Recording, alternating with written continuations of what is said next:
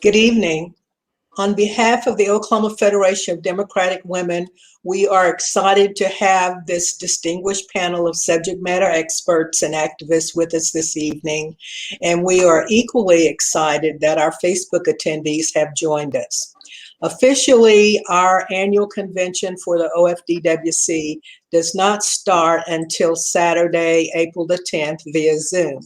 However, tonight's program to assist in raising awareness and grassroots activism regarding the missing and murdered Indigenous women is actually the first of our 2021 programs.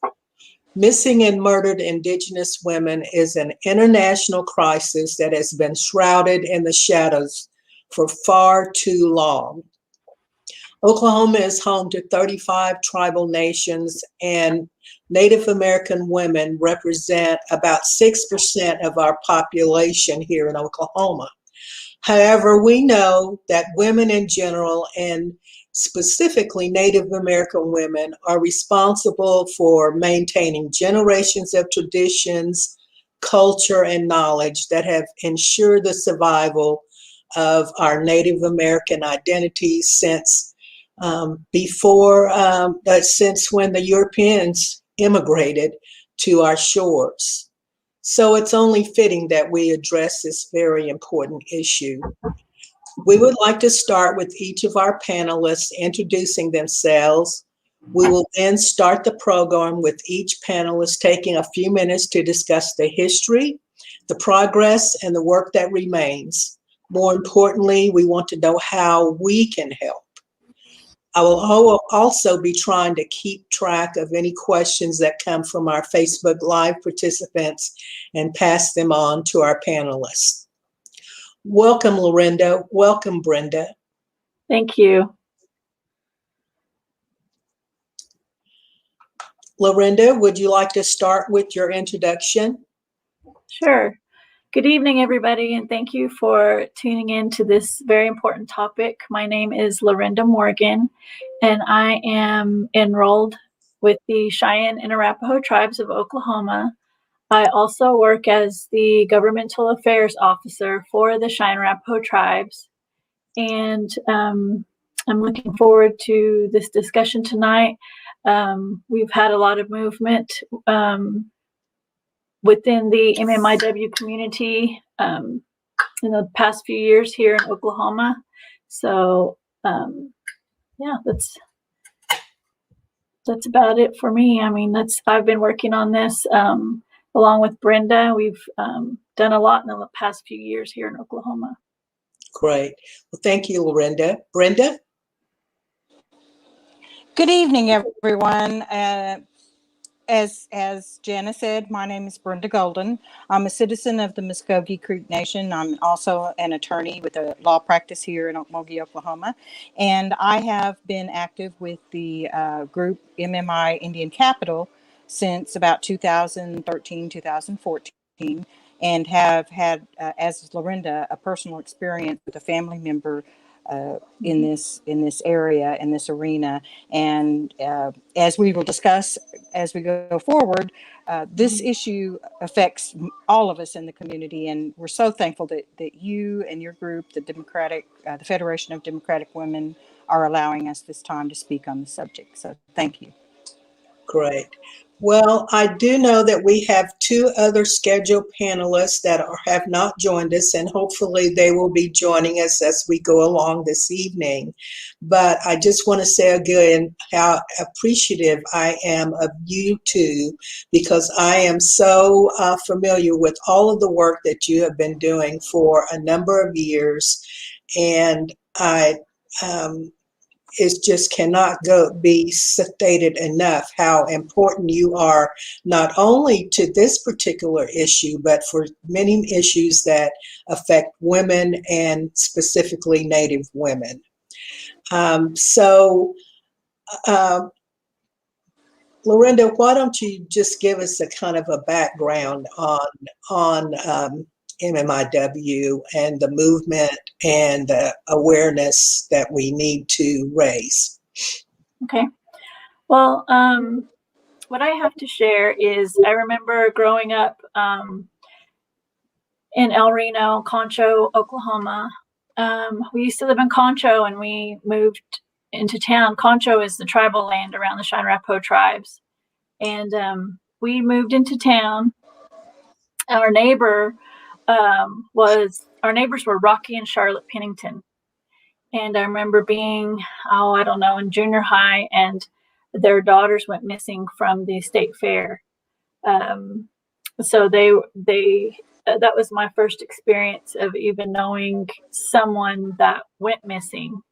The case was really big in Oklahoma. I think it was like, and they ended up being murdered, the state fair murders, I think.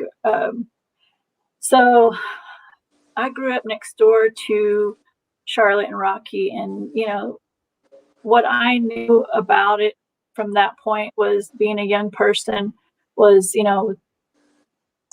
sadly there were times at night when, as being neighbors, we could hear Charlotte crying at night, and so I know that their family went through a lot of pain, and my mother explained to us the best she could about what had happened to her daughters, and that Charlotte was grieving, and it was very painful. I wouldn't expect that years and years later, we would have someone to go missing in our own family, which was my cousin Ida Beard. Her mother and my mother are sisters, and she went missing from El Reno in 2015. And the case was investigated by the El Reno Police Department, but they had said that they just had no substantial evidence about anything. I talked to the detective several times throughout the years. I went to meet with him at the police department. Sometimes I worked in Concho, so sometimes on my lunch hour I would go into town and meet with the detective, and just to talk to him and see if he found out anything, because obviously they won't tell you anything over the phone. You have to go down to the police department. You have to sign some waivers. You have to actually sign that anything that you discuss, if it was found to be untruthful or anything, they can charge you with a misdemeanor. And they record the conversation. So basically, I just went down there and asked him if he had any leads or any new information on her case, and he would discuss with me basically that he got a few calls, but he followed up and nothing, he couldn't find anything. So her case had sat for a few years. It had not been referred to the OSBI. So as a family, we had hired a private investigator, and she was not able to find any more information. So the only thing that we could do as a family, some of our family members went out and just looked around the El Reno area, asked people questions, but nothing ever came of it. So we were sharing her information on Facebook, the missing persons flyer, and that's when Representative Dollins, who is my state representative, had asked me about Ida and asked me what happened, and that began the conversations.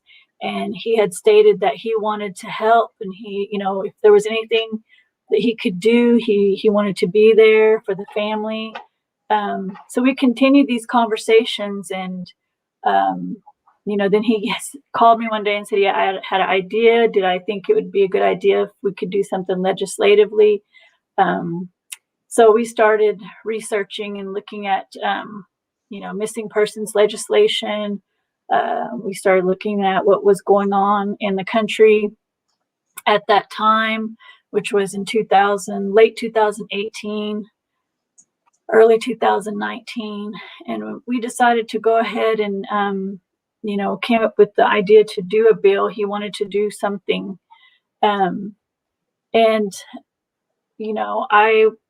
I talked to my boss, who's the governor of the Cheyenne Arapaho tribes, and he said, "I'm all for it. Tribe will support whatever you guys need, whatever he needs.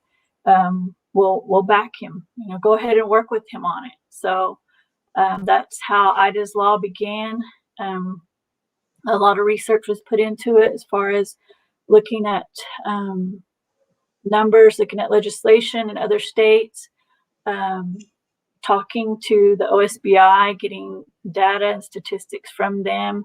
I talked to agents there about who covers missing persons cases, not only for Native persons, because there's not anyone now, and those aren't investigated separately, or there's no separation in missing persons cases right now. But I was told that, at the time in 2018-19, there were 2 cold case agents, and that didn't just involve missing persons cases, that involved all crimes. So there wasn't a specific person to just investigate missing persons. So in 2019, we drafted Ida's law, and I think we had it ready by April, May, and he submitted for interim study proposal, and which Speaker McCall approved. So that summer we began to plan the interim study. We asked more MMIW advocates to be involved and to help put on this study. And from there, it just took off, and we ran the legislation. Of course, Mickey ran the legislation in 2020. But we got as far as the bill got as far as the Senate, and it died there because of the COVID pandemic. But what that bill does is it creates a missing and murdered Indigenous persons office of liaison, basically a tribal liaison, which it could be one person or it could be an office, depending on funding. And it is to be established within the Oklahoma State Bureau of Investigation to help work on these type of cold cases to help kind of sort out the jurisdictional issues of tribal, state, city, county jurisdictions. All these things have they're different areas, and sometimes there's confusion even within just county to county about whose jurisdiction is what. So it doesn't always involve just tribal to state. There's also the municipal and the county jurisdictions that come into play. And then any tribal land is considered federal land. So there's a lot to it. And so this liaison that we're hoping to be established with this legislation is going to help on cases and help law enforcement officers investigate, like help them link up to and help them to whatever they need in the investigative portion, and also be there for the families. They're going to help, just keep everyone linked up. So they'll kind of be the point of contact. And I think it's really critical that this position be set within the Oklahoma State Bureau of Investigation. The U.S. Attorney General's office has a MMIW, coordinator, and that position is only a 2-year contract position, and it's that person, works for the U.S. Attorney General's office, and that's on a federal level position. But we need somebody on the state level to help investigate cases like Ida's, and in the future, so that maybe her, cases like hers won't sit for so long. I just feel like, maybe something could have been resolved if her case had been transferred to the OSBI early on within the first portion first part of her disappearance, because her case, the OSBI requested her case in 2019, and they began to investigate at that time. So I just hope that this law gets established, and that future cases, victims' families won't have to go through some of the same things that we went through with Ida's case. Great. Well, thank you, LaRenda. Brenda, would you like to add anything with regard to the history? You're great. You're muted again. Now. Okay. Thank you. I would like to take just a few minutes to talk about what and where missing and murdered Indigenous women movement started. Some of us, for as long as we can remember, grew up with stories. I know I did. I don't know about LaRenda. We heard about the Osage murders, the women getting killed for their head rights. We knew about that as we were growing up. We heard about drunk Indians on train tracks and getting, they were drunk that they didn't know they fell asleep on a train track. I mean, come on, really? And so we grew up hearing those type things. They were never investigated or heard, or looked into. And about 35 years ago, 40 years ago, in the 70s, we started hearing about this phenomenon in Canada called the Highway of Tears. And it was a highway in British Columbia where Native women and Indigenous people just disappeared. If they were seen on that highway, they just disappeared. And so it became called, it was called the Highway of Tears. And for years and years, nothing was done about the high number of missing Indigenous women and missing Indigenous people in Canada or in the United States, because they just blamed it on poverty or drug abuse or domestic violence, or we were killing each other, or for so many other reasons. But, the factors that led to the missing and murdered Indigenous women movement in Canada began with that Highway of Tears in Canada, beginning in 1970s. In Canada, there are billboards on that highway telling Indigenous people, do not walk on this highway, do not hitchhike on this highway. There's, all kinds of what do you call it? Not hitchhiking. They do it in San Francisco. Share rides, share riding abilities. Because when you don't have a vehicle and you don't have any other way to get somewhere, but you have to be at a doctor's appointment, you have to be, checking in with your probation officer. You have no choice but to walk or hitch a ride. And that's how our people are often victimized by persons on these highways. And then, as we started looking into this, I grew up with those stories that we heard about the Osage murders. I'm sure LaRenda also, can share stories of things that they heard growing up, going missing, being murdered under suspicious circumstances, or just found dead. As I said, falling asleep in front of a bus or on a highway, or getting run over by a train. That was another one that happened quite when I was growing up. And that just was passed off by law enforcement, just another dead Indian. Nobody cared. These are the stories that led to the missing and murdered Indigenous peoples movement. And now we have broadened the missing and murdered Indigenous women to include men, because in our effort to get cases alert passed this legislative session, men go missing, male Indigenous people go missing and murdered, as well as females. And this Casey Russell, that was a Cherokee citizen that went missing in 2017 in the parking lot of the Seminole Casino, never to be seen from again. But his last text to his was that he had a fight with his girlfriend. He was walking home, never to be seen from or heard from again. And the police wouldn't take it serious because he's a man. Those are the kinds of things that led to the community coming together.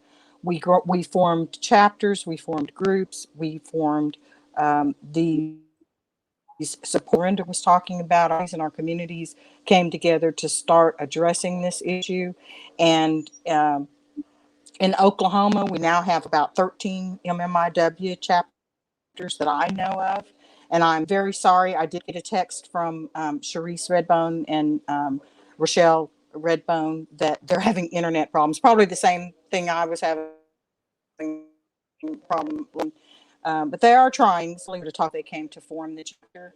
But I do want to address the fact that this is an issue that ranges from Canada all the way to Mexico, because Mexico also has an indigenous population that is being victimized on a daily basis.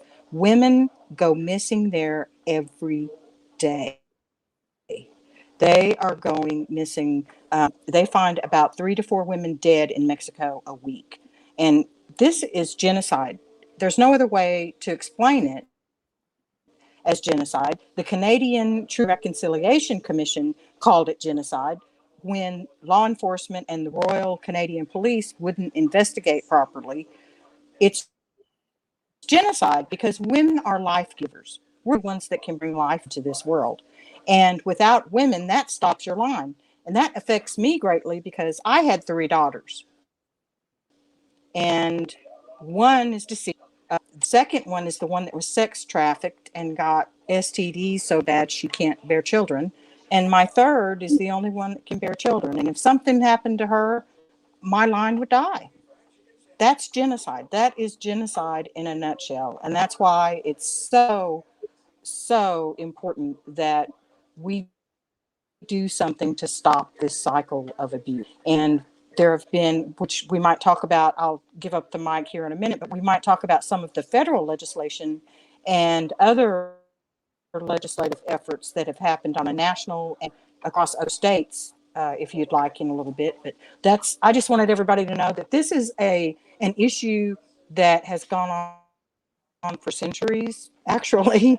I mean, court rulings where they called us savages and ignorant, and the violence against Native women has just gone unchecked for so long that it's time to step up and do something. And that's why our communities came together, and now we're hoping that our legislative members and our governments will step up to address it as well. And that's why it's so important I hope that that we made raise. sense. I'm sorry I took so much time. Oh, it does. Thank you so much, Brenda. And this is why it makes, it is so vital that we raise awareness of this issue, because like you say, the Osage murders, that is like ancient history, but people just don't know. Earlier today, I was on a Zoom training talking about basically the perception and how people have portrayed Native Americans in history throughout America, and especially here in Oklahoma. And I thought about, well, tonight we're going to be talking about the missing and murdered Indigenous women. And, it's so sad that so many people don't realize how important it is, but equally there are people who just discount it.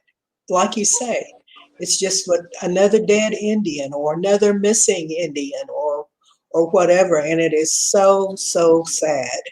With regard to the federal legislation, I know that there were 2 bills that were kind of companion in a way because they do different things that were finally signed into law at the national level just 6 months ago. So I don't know if there's any data available as of yet that will see if anything has changed since that has been enacted. Do either of you have anything to share with regard to that?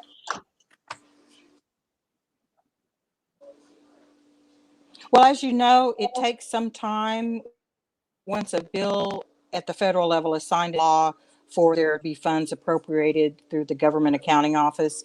And so I'm thinking in the next federal funding cycle, that we may be able to see some funding, especially for the the mandate to collect data.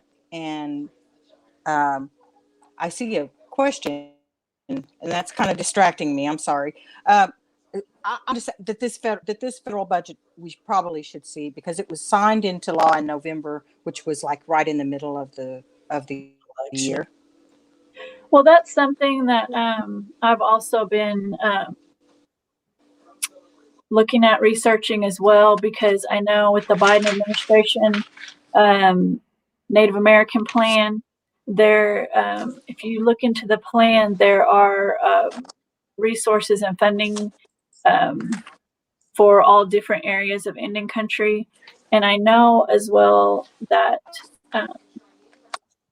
Secretary Holland is going to establish the is it Missing and Murdered Indigenous Women's Investigation Office within the Bureau of Indian Affairs, Department of Interior, possibly. I think that's where it is. And then also I've been talking to Congressman Tom Cole's office, because last year when we were running the bill, I talked to him about it, and he was a big supporter of the legislation. And he said if there was anything that he could do to help, to reach out to him.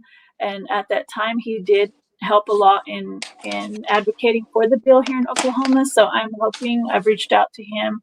And like Brenda said, we don't know yet what funding is going to come down the line, but I let him know that, Oklahoma is going to need some of that funding, especially for, if Ida's law gets passed, that position is going to be need to be a federally funded position. So we're going to need resources here in Oklahoma to make sure that, not only does the bill pass, but it is effective, and it is, the position is a working position and not just one that's, on paper. So that's something that I'm following up on as well, and looking to, just like the rest of Indian country, we're waiting to see what the resources are going to be, the funding. And so, yeah, so I haven't actually had time. I wanted to just tell.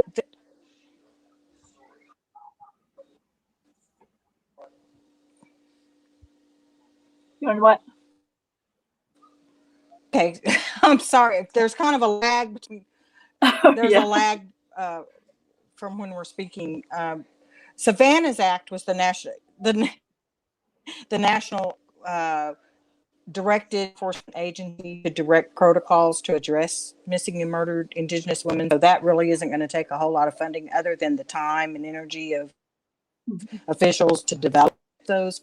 What's called protocols is really like what they should do when a missing person is Indigenous. And then they had the Not Invisible Act, which required FBI to enter data for a missing person to be identified as an Indigenous person. Because what was happening before was that an Indigenous person might be entered in, or a Native American would be entered in a database as an other, marked other, or nothing at all. And that would mean we're undercounted in the data. And that's what was happening a lot of the time. So that the Not Invisible now will, you've got to specifically list this person as Indigenous if they are indeed Native American. So those are the two national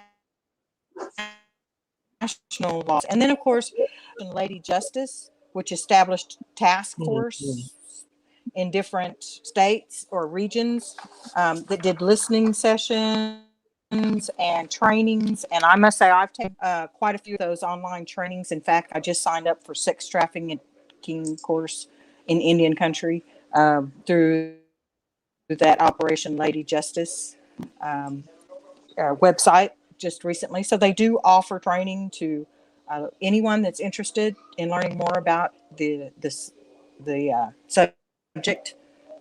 Take those online trainings. So those are national resources that are available to anyone. Great. So coming back to Oklahoma and Ida. I'm sorry I cut you off, LaRenda. There's a time lag. That's okay. With Ida's law, I know that when it was introduced originally, it did pass the House. And so now it's come back and it passed the Senate. Right.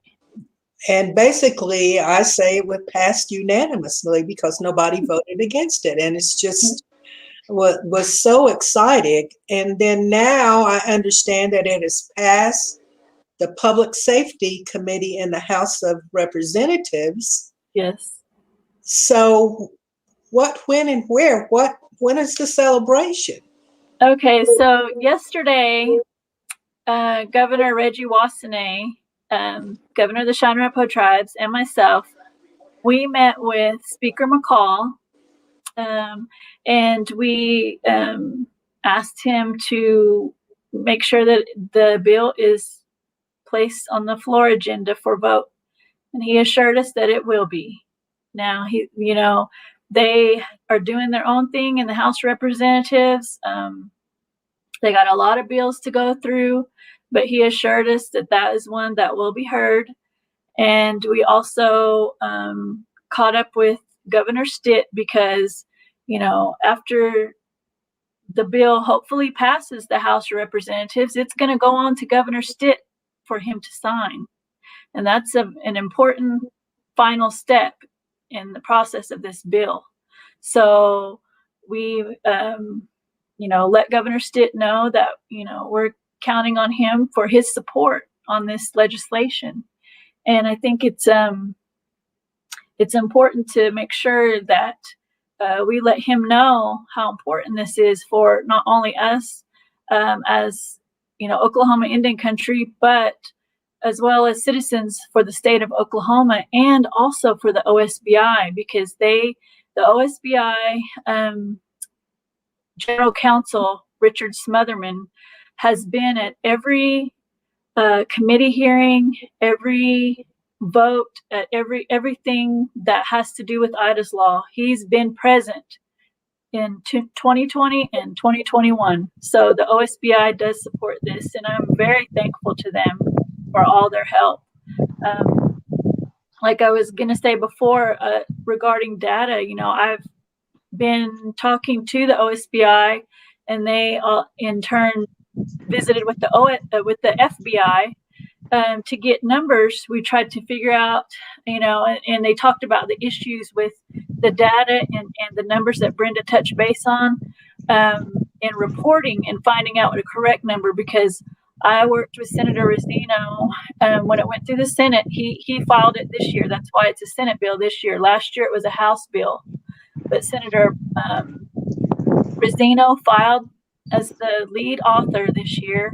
And so we, worked to get the numbers to present to the Senate. We got all the information and got a lot of research done. And so he talked to his colleagues. He's been a fierce advocate to his colleagues in the Senate, and they passed it unanimously.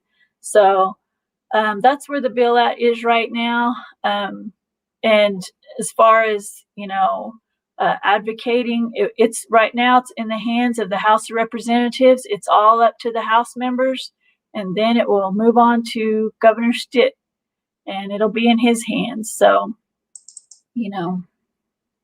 that's where we're at this point. Great. I see that Ms. Redbone has been able to join us. Welcome.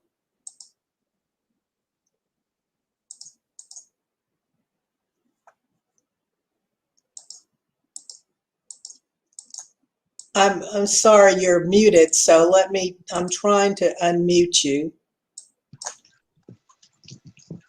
Okay, I believe you're unmuted now. Okay. Well, I apologize for being late. I had to get to a place where I could get me some good Wi-Fi. So I'm standing here in Anadarko, Oklahoma, the Indian capital of the nation, by a mural that we use.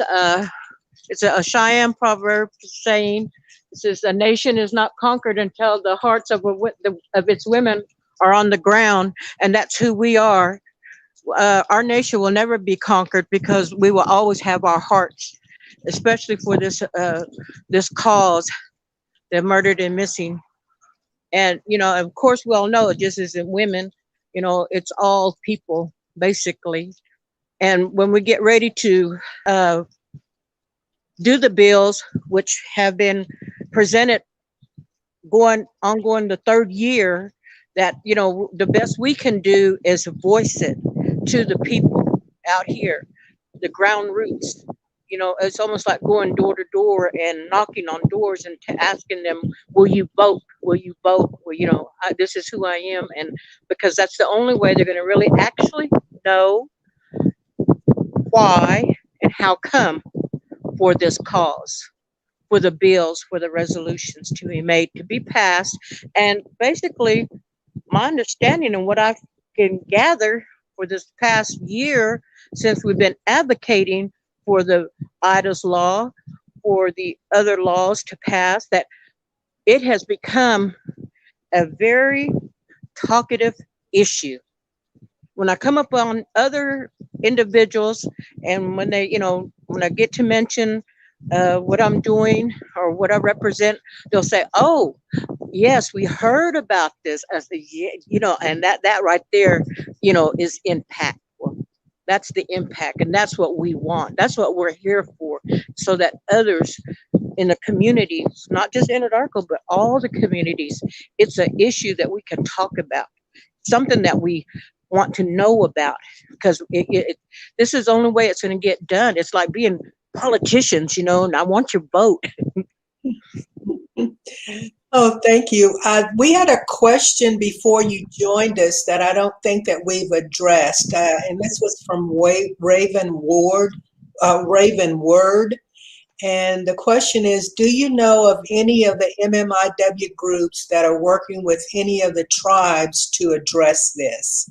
So could you answer that question for us, please?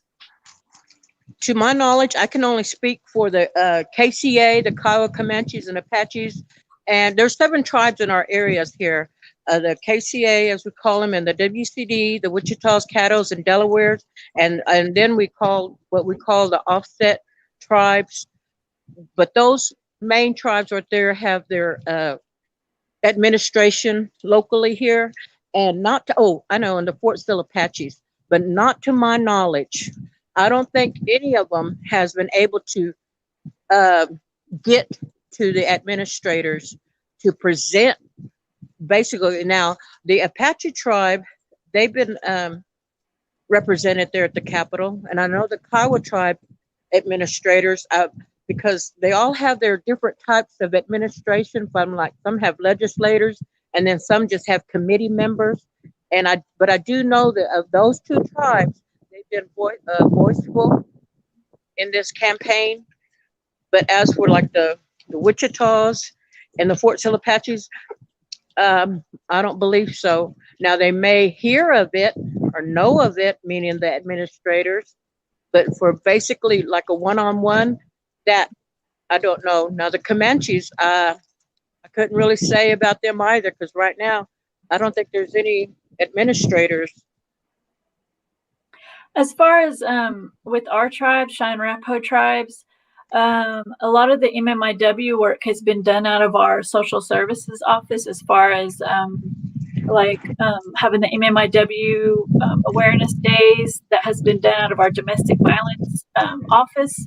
So the workers in our domestic violence program are the ones that have done the MMIW awareness, but we don't have an official MMIW group within Cheyenne Arapaho country.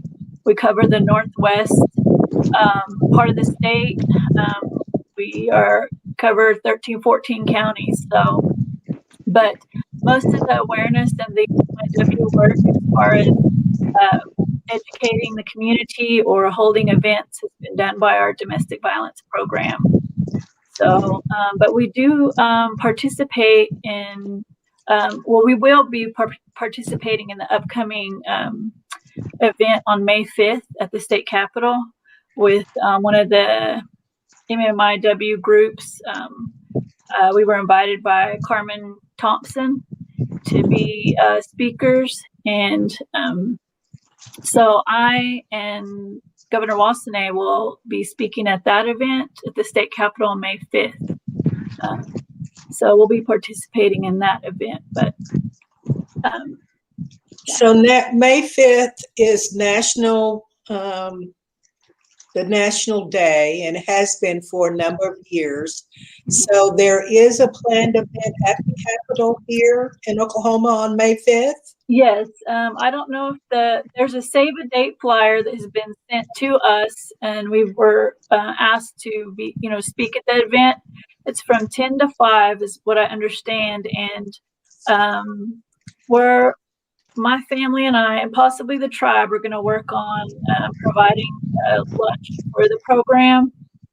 But I don't know any other details about the other speakers because they haven't sent us the final agenda of who the speakers will be or what else is planned for that day. But I do know the time frame is from 10 to 5.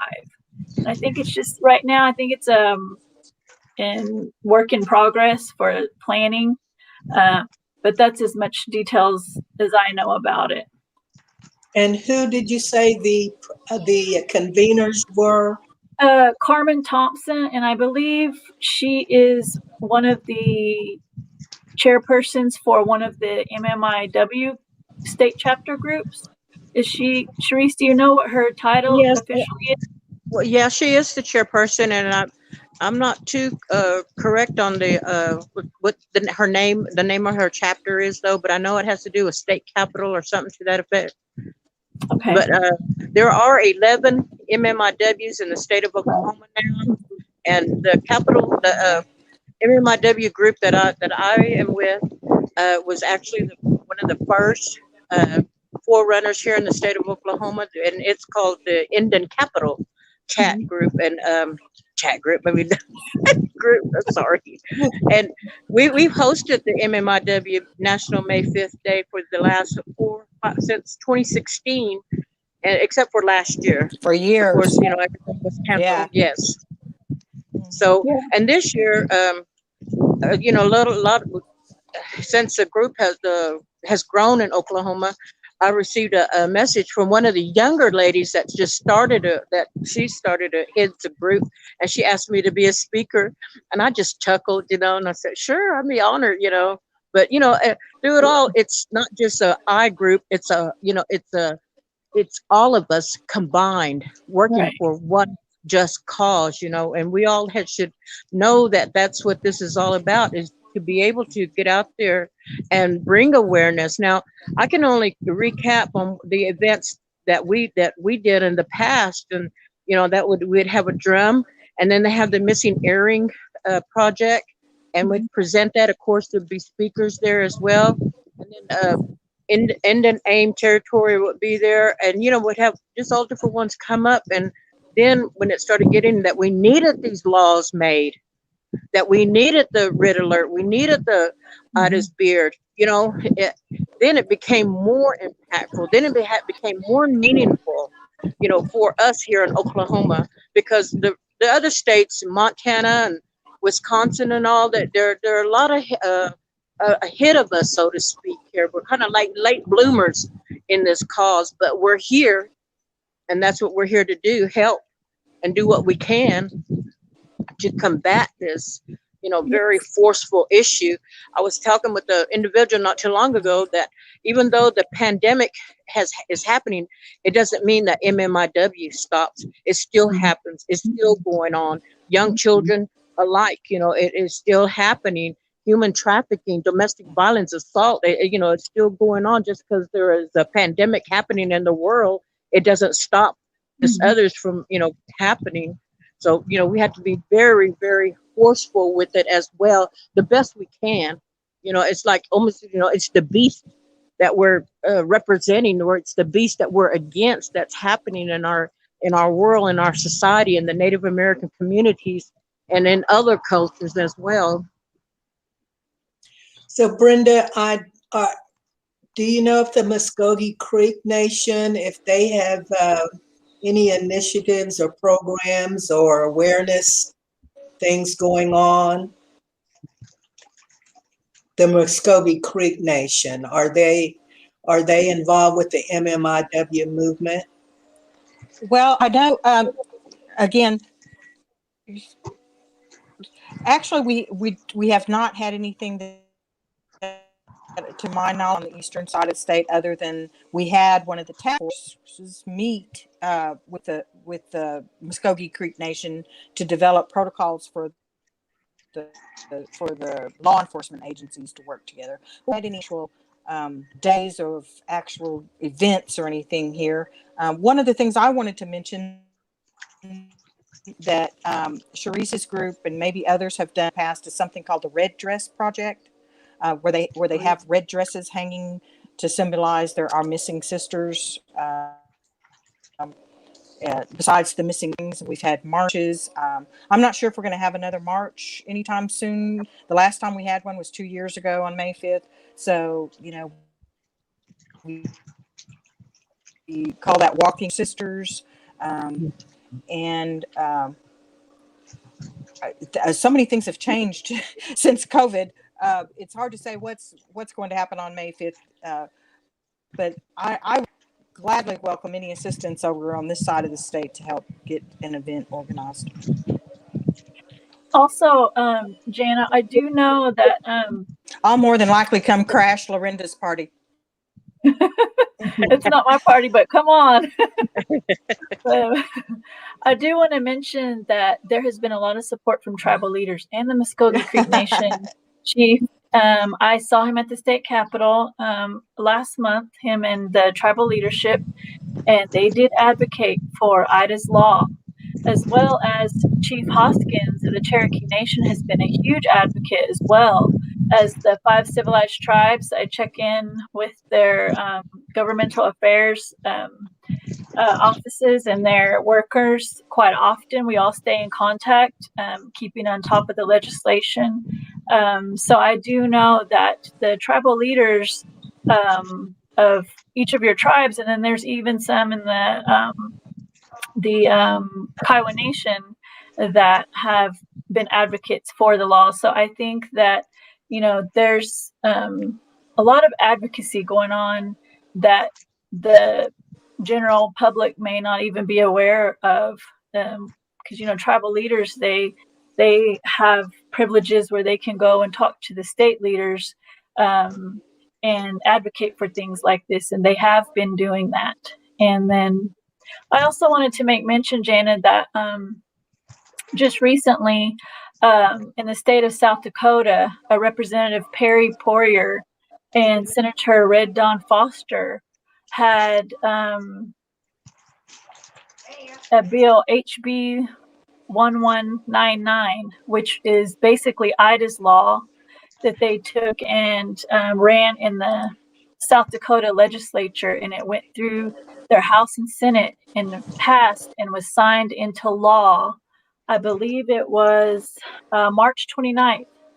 I was invited to attend that bill signing, but of course, I couldn't leave Oklahoma because of, our bill here was going to committee that next day. So, but they have virtually passed Ida's law in South Dakota for Wonderful. That state, and that's very exciting.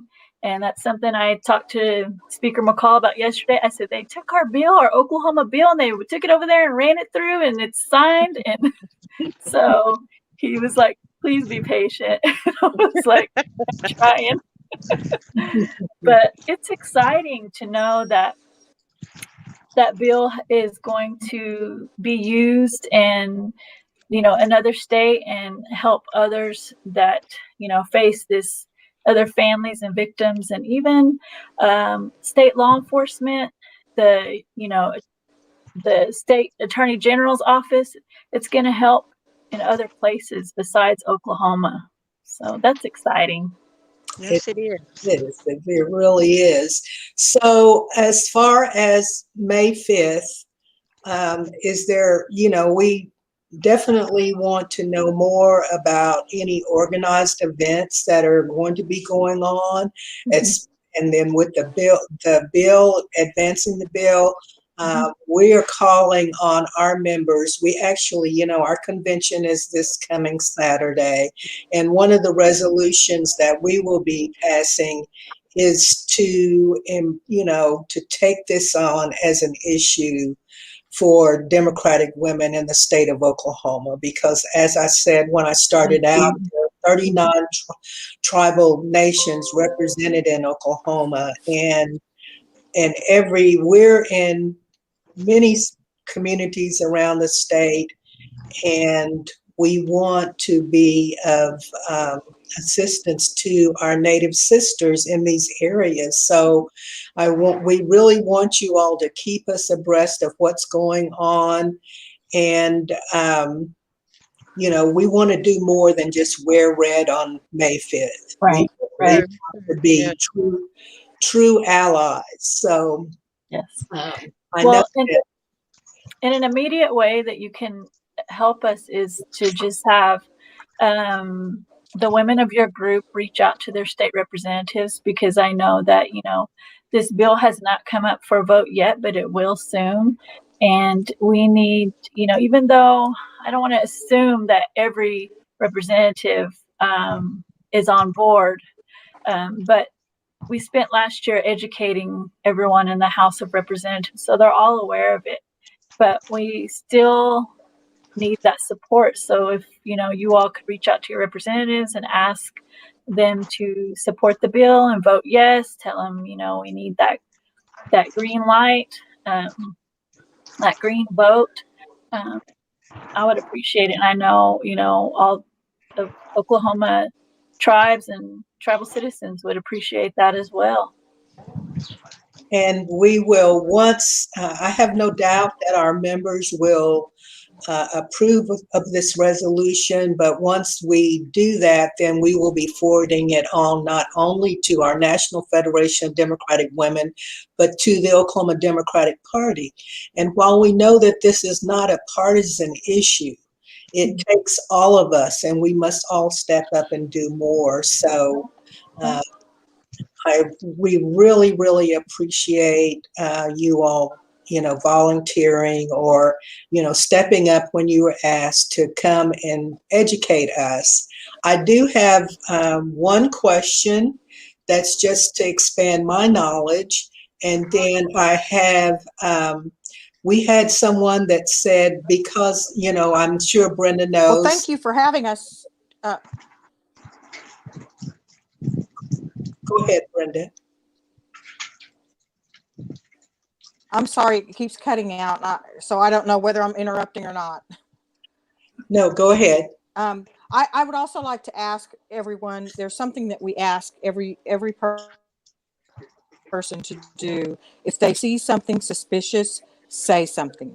We always say, if you see something, say something. Don't assume that because someone is dragging a woman out to their vehicle that they're just having a lover spat. Say down the tag number, take note of the car, do or say something. Don't just assume that everything's okay. If you think something looks just, then try to take note of that. That's one of the big things that I always tell people. It doesn't really take any effort to say something if you see something. And the other thing is, Jana and everyone, all of MMI chapters go out and search for people. They do this with their own money. Lots of times they pool their own money. They do fundraisers. They go out, do search and rescue. They canvass. They feed their own people while they go searching for hours at a time on foot and car. And so I know MMIW in Capital, Charise's group is, if you feel so inclined, $20, a tank of gas to help them go look for a loved one would be so appreciated. So I just wanted to throw that in there.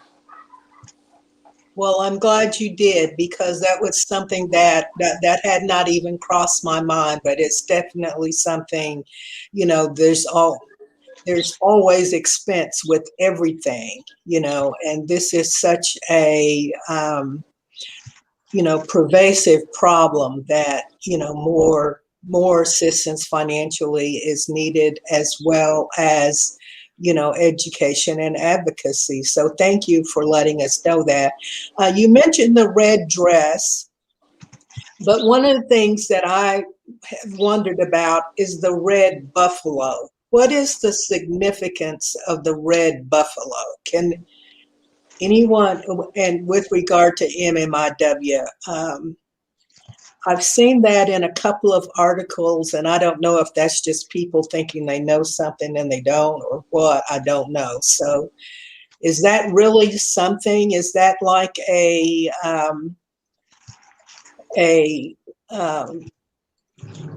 something that symbolizes the MMIW movement? Not to my knowledge. Charisse? Not to my knowledge. I think it just might be something just Maybe to that it's the extent. red hand? It's it the the red hand, the red dress. Now, I have not seen the red buffalo. So maybe that's a new one. That's a new one on me. Well, And the red face, the lady's red face, that was universal. So well, I the do know with the red buffalo for one of my cousins, he's a Cheyenne legislator for the tribe. He is designing our next shirts, and he did put red buffaloes on the shirt. Now that's just because Cheyennes identify with the buffalo and the bison as part of our culture. But and he those shirts will have that on there. But that's, because he designed the shirt, and like I said, those buffalo are, a close connection to the Cheyenne Arapaho tribes. So but I haven't seen that anywhere else, and I don't know. That's just a preference that he has for our next shirts. Okay. For MMIW. And I would like to ask that if any of you have information, one of our Facebook Live participants had asked that Brenda share the information that she was talking about with regard to Savannah's Law and the Not Invisible Act. If she could share a link or something, and if you could do that on our Facebook page or on the chat for this particular program, we would appreciate that. And then also sharing any other additional information that you all might have. But certainly we will be following social media and the local media to find out the status of Ida's Law. And we thank you all for all of the work that you have done, not only on this issue, but to raise awareness for our Indigenous sisters. Yes, Jen, I want to thank you. I'm sorry, like I said, I came in kind of late, but for Indian Capital for the month of May, it's going to be the National MMIW Day, but we have a new chairperson, and she is going to implement with every week of that month of May an event for us. And one of them, we had this before, was a self-defense class, which is real important, and it's to open to any ages. And then it also involves human trafficking. So the Red Cord organization is going to come in and do a training as well. And when we're talking about doing a search, I mean, we just don't go out and, it has to be very organized, and the law enforcement is involved of that local community, wherever that person is missing from. I mean, we just don't run and jump out there and, take flashlights and, it is done, with much care and be real intricate, because don't want to disturb a crime scene, so to speak, and so there's a lot of involvement and investigation, I can say right? this much. Yes. And it's not for the faint of heart either. It's something inside of us, that a determination that's built within, I believe, each and every woman on this planet, that when another person is hurting, we're going to go and we're going to do what we can, to help, irregardless, no matter what it takes. So these are just a few of the type of trainings, and, and with much prayer. That's what I appreciate for my sisters here, Brenda and LaRenda. You can always tell when a person, as for yourself, is a prayerful person as well, because that's where we really get our strength from, is from within us, You know, if we pray day in and day out, that's what's going to help us in this challenging arena, Oh, thank you. you know, and the families that are involved. This So I is, you know, thank you. that's one thing I want to say too, is that these two ladies are some really fierce advocates because, and they're really strong leaders in this MMIW community, Jana, because this work, like she said, isn't for the faint of heart. It's a very heavy um, issue to carry, especially if you have a family member involved. And, you know, working on this there's been a lot of weight on any advocate that has to talk about it, to talk about this constantly. It's really heavy, and that's why I want to really put out there how much gratitude I have for Representative Mickey Dollins, because Yes. he took up this issue and he didn't realize how heavy of a burden it is to carry this and in the work that he did. He suffered a great amount of stress and anxiety and just the weight of dealing with this issue and learning about it, and then also for fighting for his bill in the House of Representatives. You know, we owe him a great debt, and you know, and all gratitude goes out to him and all the state leaders, the representatives and the senators who are now, you know, carrying this as well. It's you know, something that I know that these ladies understand how it is to talk about this issue constantly, and it's such you know, talking about missing people and murdered people. It's a big it's something that not all people can do.